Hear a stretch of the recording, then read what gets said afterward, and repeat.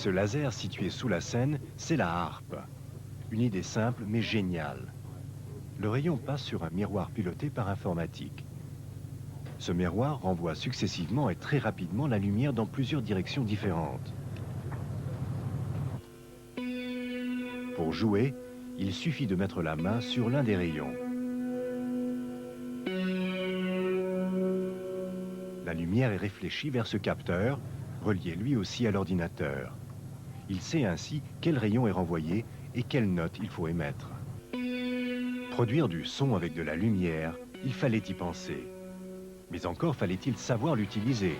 C'est là que Jarre, le technicien, cède la place à l'artiste.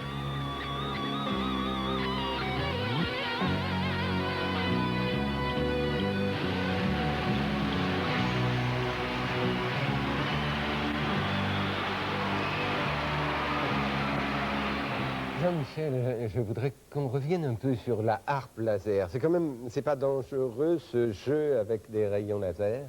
Le laser n'est pas dangereux pour le public si on prend les précautions d'usage. C'est comme jouer avec une boîte d'allumettes. Si on peut mettre le feu, on peut. C'est vrai. N'empêche que là. Disons qu'en ce qui concerne cet instrument, c'est un instrument, effectivement, si on laisse la main sur un rayon puissant, on risque de se brûler.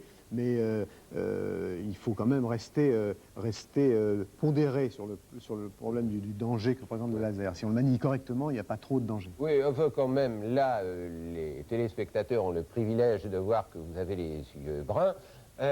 En général, dans vos concerts, ils ne voient pas, parce que vous avez des lunettes protectrices. Oui, disons que c'est surtout, c'est pas tellement pour le danger que représente le rayon, c'est surtout pour la quantité de lumière qui se trouve sur scène, c'est surtout pour ça. Disons que le laser est une lumière plus concentrée que les autres, donc elle chauffe plus que les autres. Sûr.